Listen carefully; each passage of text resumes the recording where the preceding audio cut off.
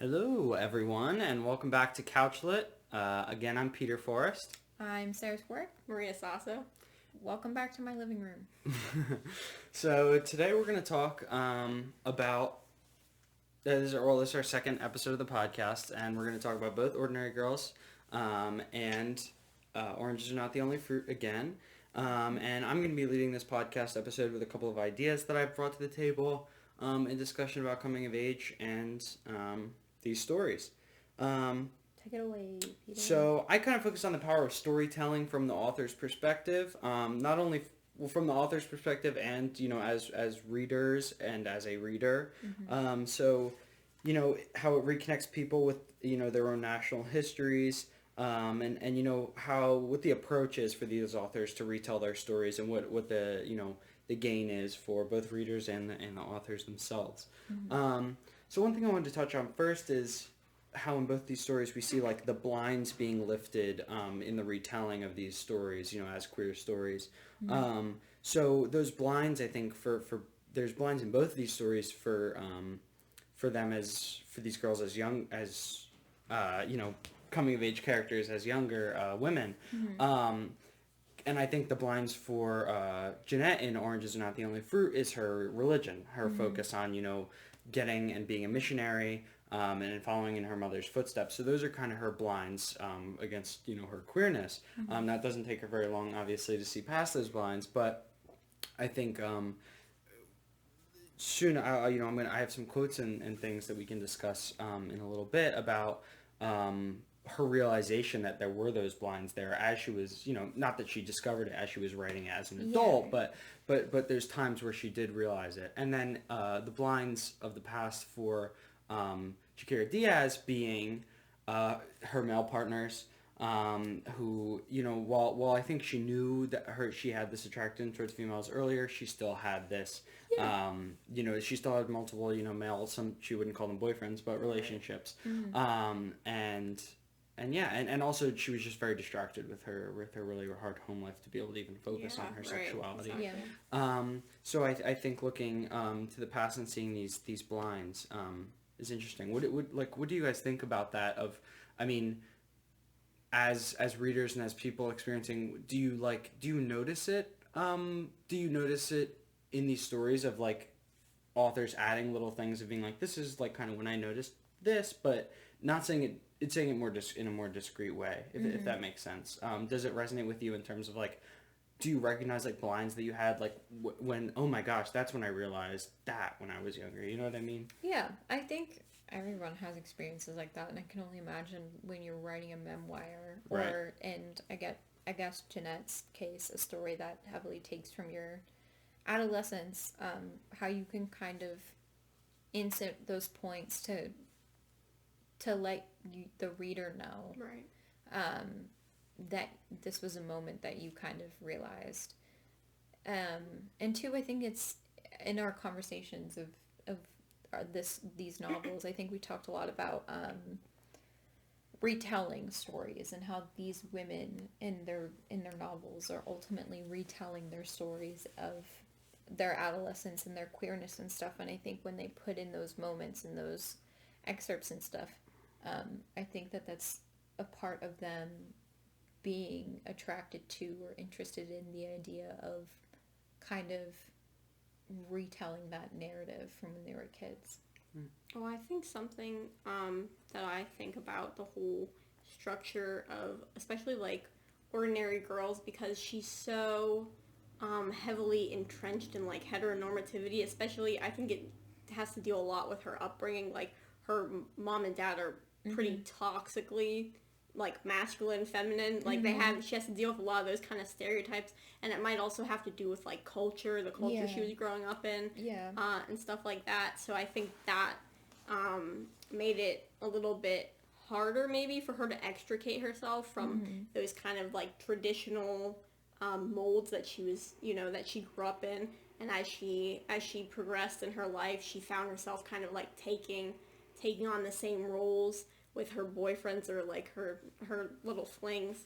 And I think that's something that she kind of like, she internalized without really realizing it. I mean, and for Jeanette, obviously it happens for her a lot sooner, but she obviously has the whole, she's so thoroughly, like, stuck in her religious life, like, Right. she's so thoroughly, like, surrounded by it. I think at one point she says that, like, or it's throughout the novel where she says she never really saw how sexuality and God could be separate. Like, her Right. mom and the people in the church were often like, you can't be gay and love God. That's a sin. But she was like, these things are part of me. They're the same. They are not Yeah. separate entities. Like, I love God and I love women. Yeah, Like, right. that's just how Concurrently, it was that's just just- how she saw it, and there wasn't a part of her that saw her sexuality as a sin because she saw them as just parts of her. I mean, and if you're talking about, like, retelling, like, I think she mentions towards the end of the book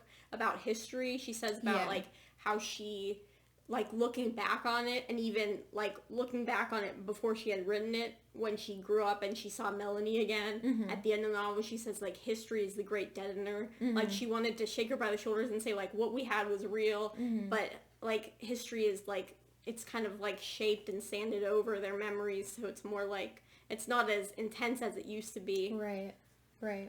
I liked just the way that went because it kind of leads into like my big guiding question, because a lot of you guys, a lot of what you said was like, yeah, like these blinds are noticeable even when you go back just, you know, yourself. So that being said, like my big question is like, do coming of age narratives or do coming of age genres like the retelling of youth queer stories, does it do anything unique? Like, does a person that is reading this, because you know a lot of them are about relatability, and you know, and we've, you know, the idea of like the coming of age narrative being like valid in terms of like something to profit from, not profit from it, but you know what I mean, something to gain from it. So like, you're as the authors are retelling these stories, is there anything that them writing these stories down in this way, in these memoiric ways, that can't be done in like therapy or talking to? And I'm not saying that there's no reason for a coming of age narrative, but I think there's a reasonable question: does it do anything unique?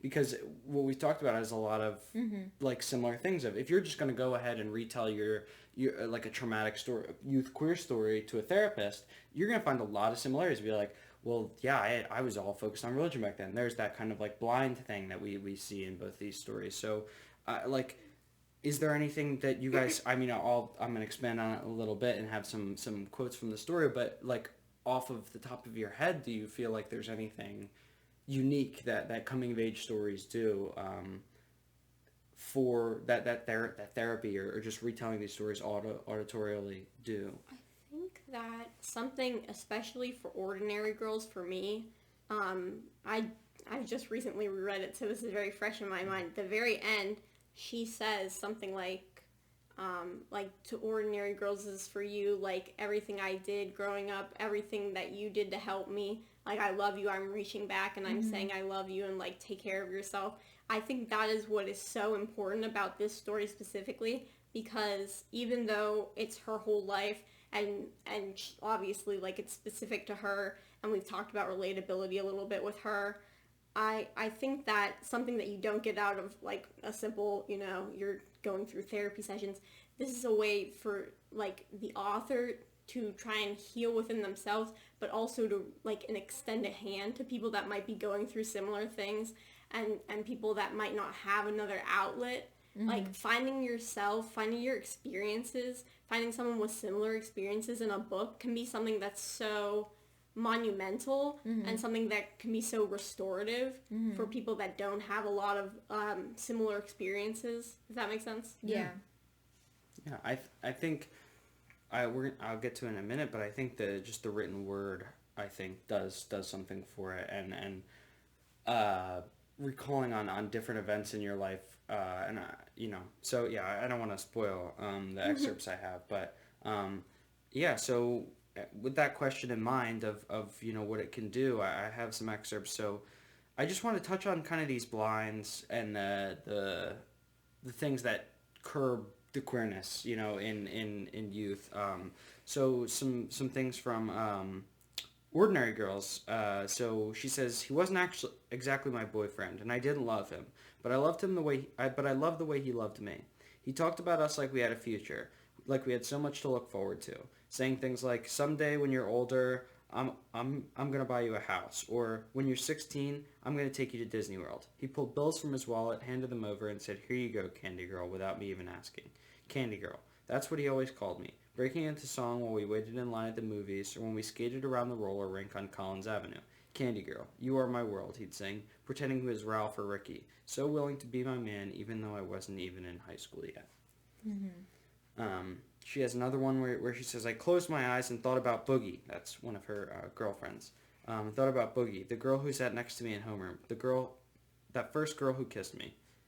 The therapy of retelling, and so those things are those things are the moments where like she just inserts these first real like blinds that she puts on there. And I think that the reason that these stories are so popular is because of some of these moments of digging deep and making these sort of changes in your head, like crossing out like, yeah, and then I kissed him, but cross it out. I was thinking about Boogie, like that's like a realization that you have. Not saying that you realized that as she was writing this book, but I think that that's why there's such relatability in these stories. I think there's like a therapy almost in like the retelling and inserting future knowledge into universal literature and experiences, like just being able to insert those kind of things.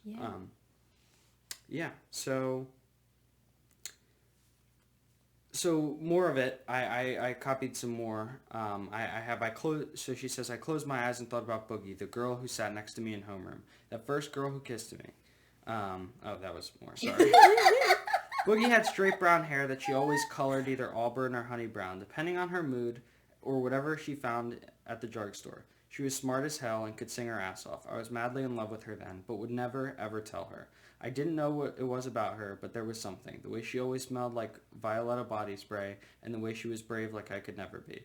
The way she loved her curvy body... The way she loved her curvy body, always wearing skirts, skin-tight Brazilian jeans, or mini skirts. She was fiercely independent, even at 13, all the way she was always strong, but also vulnerable. Her parents let her do whatever she wanted, stay out late, date older guys, and didn't really pay attention to her. She wanted more than anything else to be loved, and I wanted more than anything else to be the one to go and do it. So I just think that like these are very like red-lined memories in terms of like taking a red pen to it and changing it.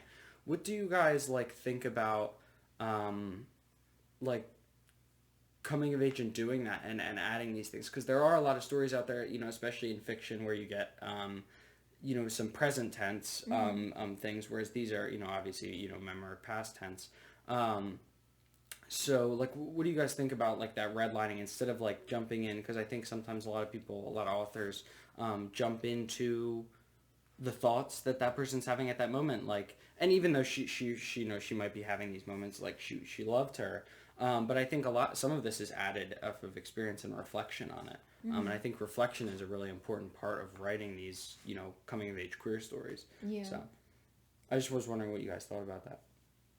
I mean, I think when we talk about her kind of inserting those types of words and phrases and diction, it's coming from a place where she is now older and realized, and she understands how she could have missed that when she was younger. Like, I think when you're a kid and you're experiencing the things that she was experiencing and the monumentous trauma that they were bringing, like, you probably wouldn't be able to recognize those things right away because you're just so focused on everything else. And I think when we look at that kind of storytelling in the coming of age story, it just shows how the coming of age story is literally whatever you want it to be. And it's as much about self-reflection and personal growth as it is about just experiencing life and those things that are in your path or whatever it may be. Yeah. I think that part of her kind of redlining in Ordinary Girls has to do with her coming now from a place of being more, not that she was necessarily insecure as a child, but it coming from a place of her being situated in herself more fully as an adult with the benefit of years of experience to look back on and say, like, well, here's where I am now, and that's why I can go back and say, this is what I was feeling then. And I think especially with her, you mentioned, Peter, about her kind of, like, being so deep in her trauma that, like, I can see her just keeping her head above water, and especially with, she talks about, obviously, when they have the baby lollipops murder, she talks about how she hears on the television and around her neighborhood that they're all talking about, like, the lesbian lovers and how it's the problem is, like, the lesbians, and her internalizing that and not knowing what to do with it. And I think that definitely has to do with, I think they definitely connect those things where she would never say that she loved Boogie, and that whole incident kind of connect to each other and kind of, like, let us into how that kind of shaped her worldview. Right. Yeah. And so my final kind of thing, and something I came to, in reflection about myself is while there are these elements of coming of age stories that are just, retelling it and then getting that therapy of retelling it, I think there's more because there's these moments in life and in many coming of age stories that you don't come across in real life. And the biggest example I think that I found in Jeanette Winterson's piece was the reflection on big moments of reflection. So at the end of the novel, she's sitting on the hill, and she's sitting there and thinking about everything that had just happened. And it's one thing to reflect when you're telling, about these traumatic queer events, coming of age queer events, life-changing translations of transformations of your life. But to think about those moments when you were older than you were when you had those traumatic events, reflecting on, so there's this third layer to it. And in this quote I'm going to read, she's still pondering a lot of these things today, or when she wrote this, because she didn't write this when she was up on the hill, right? That was a moment so she's reflecting on a moment where she was reflecting on trauma. So I think, I'm just sorry. Yeah, I think that just makes me think about, like, coming of age stories are so unique and different and expansive because they're dealing with so many issues all the time, and they're, like, not changing in the sense that they're questions that people are having for their whole life. Right. And while there might be singular moments in these stories that kind of make a person or the character, ultimately the things that they're going through and stuff like that and the questions that they have about themselves and lives are things that they're going to be having for the rest of their lives. Right. And I think that goes back to the question we asked at the end of the first episode was, like, why does it churn so much up? Well, it's because a lot of the issues that are coming up, everybody has, either thought about whether it's existential questions or not. Everyone's thought about, and everyone has to think about their whole life. Whether they try to find answers or not. Right. So the hill scene that I'm talking about, I'll read. She says, I didn't go straight home. I went up to the hill. No one else was there with the weather like this. If I still lived there, I'd be indoors too. It's a visitor's privilege to be foolish. That's my favorite line in the whole movie. Like that. Right to the top, I climbed, where I could watch the circling snow fill the town till it blotted it out. All the black blotted out. I could have... Boy, what? Can't read. I could have made a very impressive sermon. My sins are like a cloud hung over me. He blotted them out when he set me free. That sort of thing. But where was God now? With heaven full of astronauts and the Lord overthrown? I miss God. I miss the company of someone utterly loyal. I don't think of God as my betrayer. The servants of God, yes, but servants by their very nature betray. I miss God who is my friend. I don't even know if God exists, but I do know that if God is your emotional role model, very few human relationships will match up to it. I have an idea that one day it might be possible. I thought once it had become possible, and that glimpse has set me wandering, trying to find the balance between earth and sky. If servants hadn't rushed in and parted us, I might have been disappointed, might have snatched off the white samite to find a bowl of soup. As it is, I can't settle. I want someone who is fierce and will love me until death and know that love is as strong as death. That's And like be my on my favorite side. line. Yeah. Yeah, I and, love that. and be on my side forever and ever. I want someone who will destroy and be destroyed by me. There are many forms of love and affection. Some people can spend their whole lives together without knowing each other's names. Naming is a difficult and time-consuming process. It concerns essences, and it only means power. But on the wild nights, who can call you home?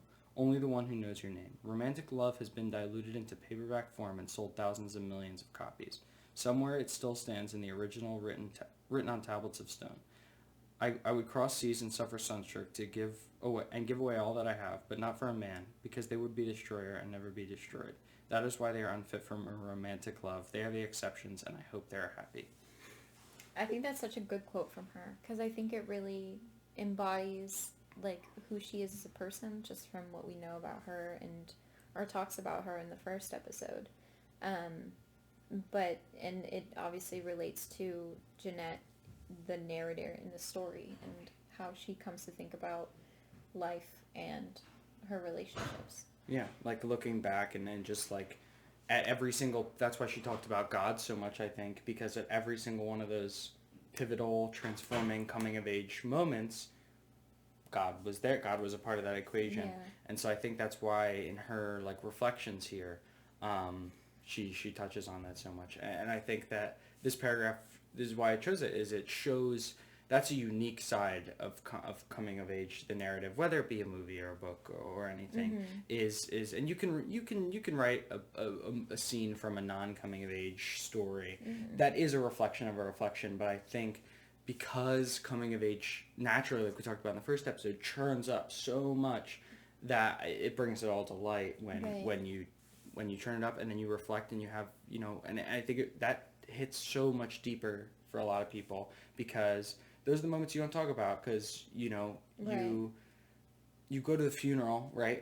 I mean, this is an odd analogy, but you go to the funeral, but do you really talk about the funeral for a while after? You know what I mean? That is, it's a big moment where you reflect on that person's life, but after that, you're not really talking about those moments where you reflect on your life. You know what I mean? So I think that's kind of what I wanted to get at, and why coming of age can really hit that. So Yeah. all right. Well, thank you for watching another episode of CouchLit or Couch Literature. And we will see you guys in the next episode. Bye-bye. Bye-bye.